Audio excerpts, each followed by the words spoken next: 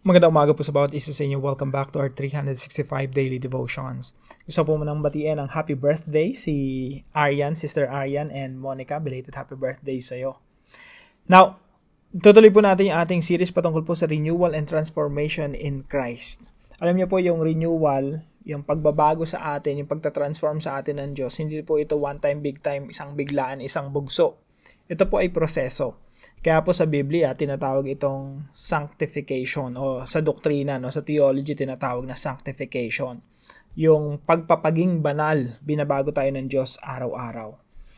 Now, sabi po dito sa 2 Corinthians chapter 5 verse 17, "Therefore, if anyone is in Christ, the new creation has come. The old has gone, the new is here." Sa Tagalog po, kaya't kung nakipag-isa na kay Kristo ang isang tao, isa na siyang bagong nilalang. Wala na ang dati niyang pagkatao, sa halip ito'y napalitan na ng bago. Now, madalas po natin itong naririnig, itong mga talatang ito, pero ngayon po, mas maganda kung mas malalim natin siyang talakayin. Himay-himayin po natin. Unahin po natin yung salitang in Christ. Now, ito po yung teaching natin ngayong umaga. Number 1, in Christ, yung salitang in Christ, it means union with Christ. Kaya po madalas po sa Biblia, especially sa mga sulat ni Apostol Pablo, makikita niyo po yung salitang in Christ. Madalas niya pong ginagamit yun. Ano pong ibig sabihin nun? Pag sinabi pong in Christ, kumbaga tayong mga mananampalataya na kay Kristo na. Okay? Nasa kamay ng Panginoong Jesucristo. Ano na tayo? Pag tinitingnan tayo ng Diyos, ang tingin sa atin, si Kristo. Parang ganun po yung kinakalabasan, no? Meron tayong, kumbaga, we are considered as one. Alam niyo po yung nakipag-isa sa babae at lalaki, kinasal, no? Naging isa na sila. Pati yung mga properties nila, conjugal na rin. Kaya sa ating Panginoong Jesucristo, pag nakipag-isa tayo kay Jesus Christ, yung property ni Jesus Christ, lahat ng pagmamayari niya, pagmamayari na rin natin. Diba? Ganun tayo kayaman. Nakasulat po yun sa Romans chapter 8 verse 16 and 17. We are co-heirs with Christ. Tayo ay kapwa tagapagmana ng ating Panginoong Jesucristo. Kaya po ang kaligtasan natin kailanman hindi mawawala. Bakit po? We are in Christ. No, lahat ng biyaya ng Diyos na talagang nilaan niya para sa atin, matatanggap natin yun because we are in Christ. All the blessings in heaven, all the spiritual blessings belong to us because we are in Christ. Napakaganda po niyang doktrina yan na yan. Yan po ang isa sa mga favorite doctrines ko, no? Yung union with Christ. Tayo ay nakapag-isa na sa ating Panginoong Jesucristo. Now, dahil ang Panginoong Jesucristo ay muling nabuhay mula sa mga patay, yan po yung pinakasimula ng new creation. Nung ang Panginoong Jesucristo ay namatay at muling nabuhay, yung dumilat ang mga mata ng ating Panginoong Jesucristo, that's the beginning of the new creation.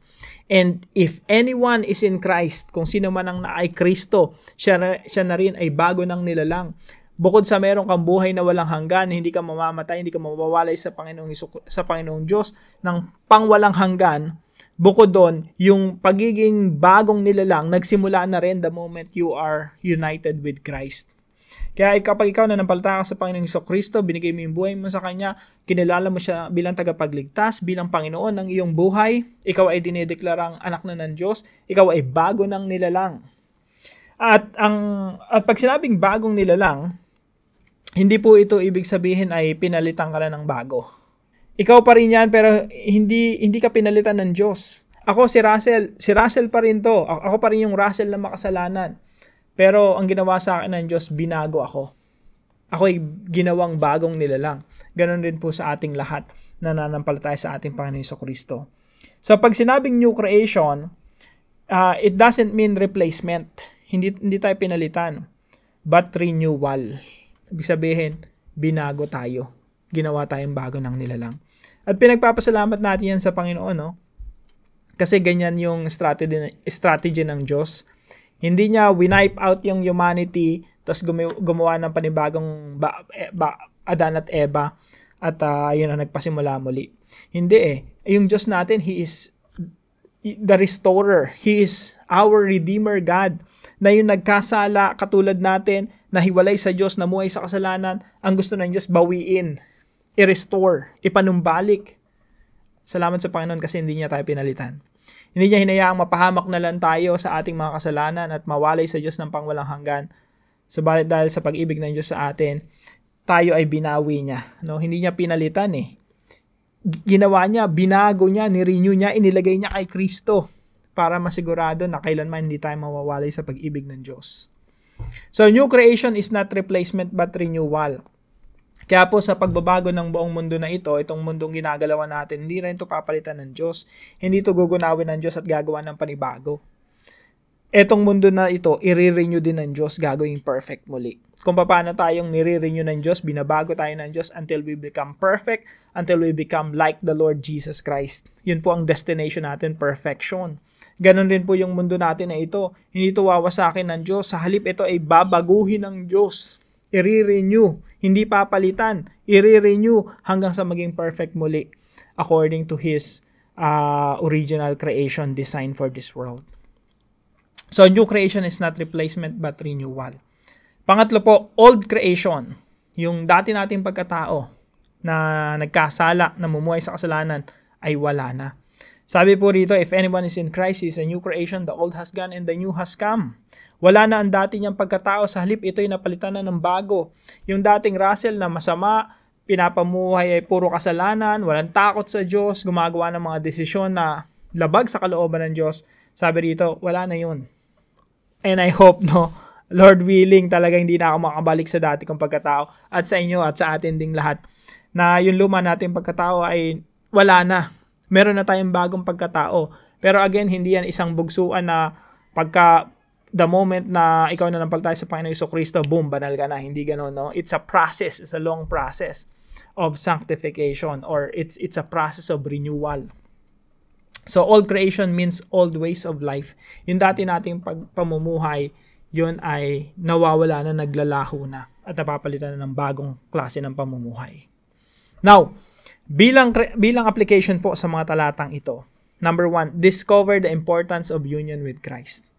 Diskubrihin po natin, napakaganda po yan. Basahin niyo po yung Ephesians chapter 1. All the blessings of God, dumadalo yun sa atin just because we are in Christ. Basahin yung Romans. Tayo pinawalang sala just because we are in Christ. Tayo'y minahal ng Diyos just because we are in Christ. We are accepted in the beloved. Tinanggap ka ng Diyos, kapatid, hindi dahil sa ikaw ay mabuti.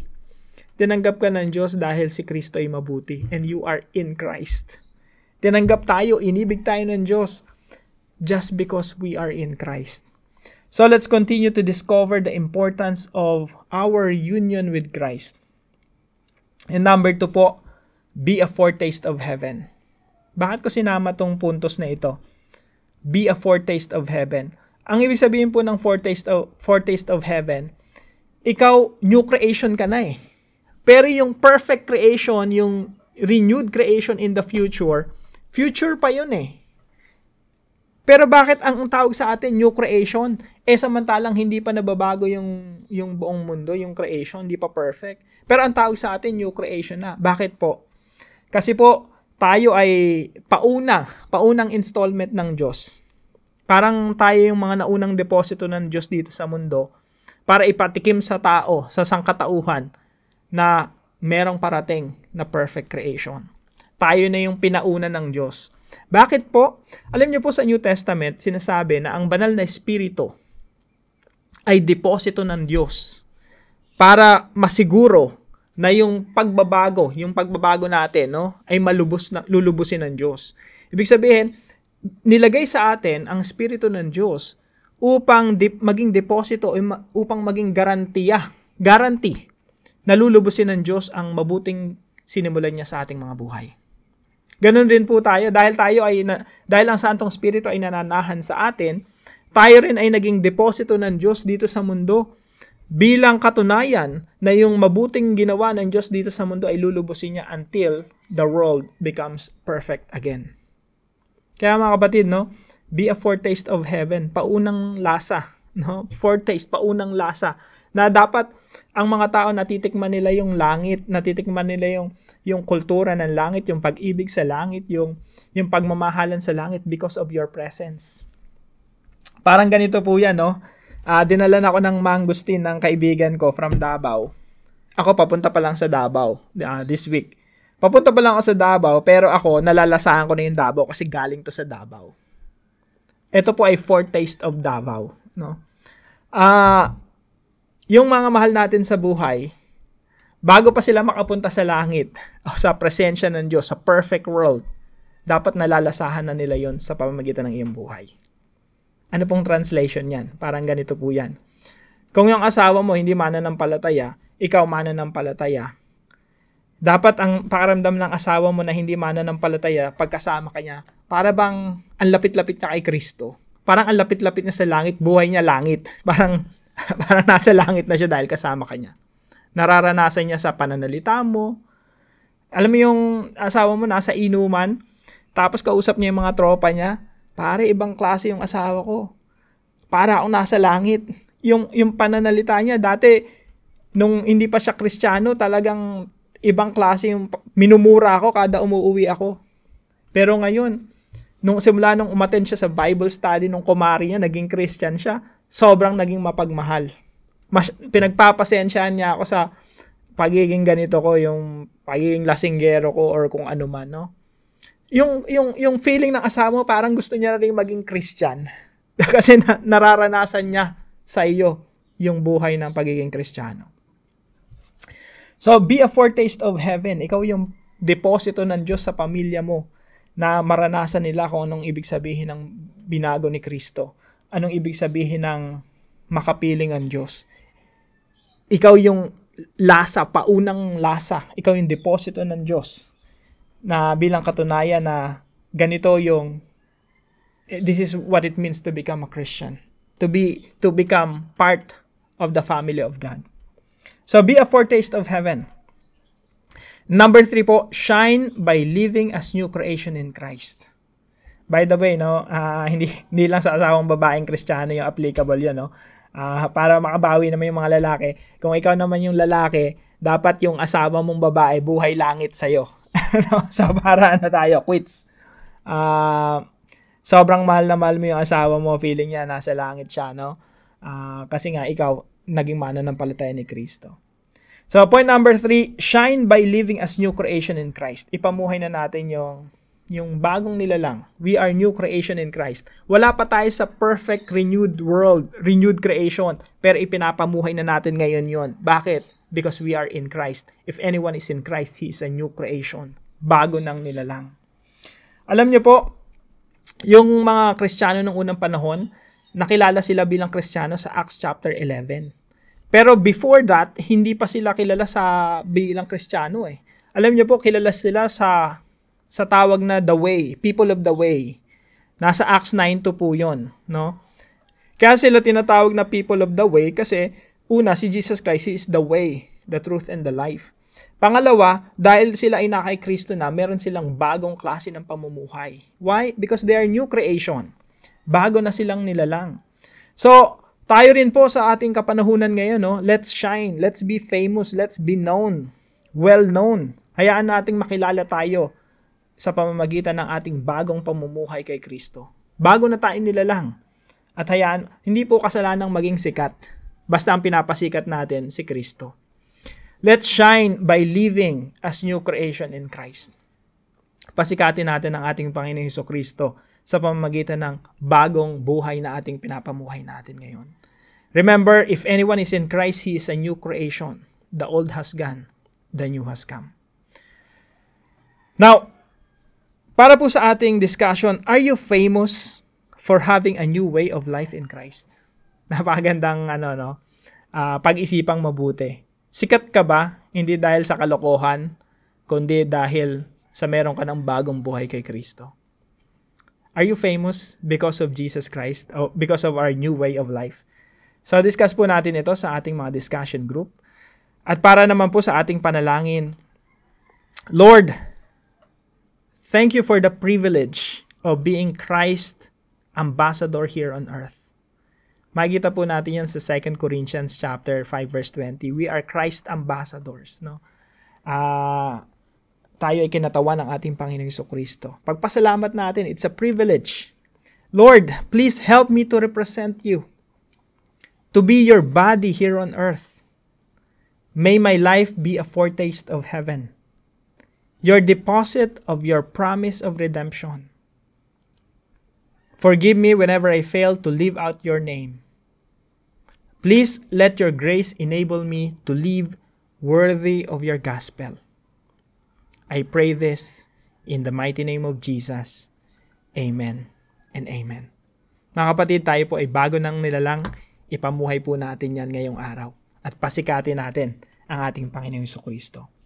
Salamat po sa katuwang natin sa ating devotion ngayon, si Brother James. Hello sa iyo kapatid, maraming salamat at patuloy kang pagpalain ng ating Panginoon. At kung meron po ay natutunan sa devotion natin ito, ipalam nyo lang po sa comment section right below this video, and please share this devotion to your family and friends. God bless you po. See you po tomorrow.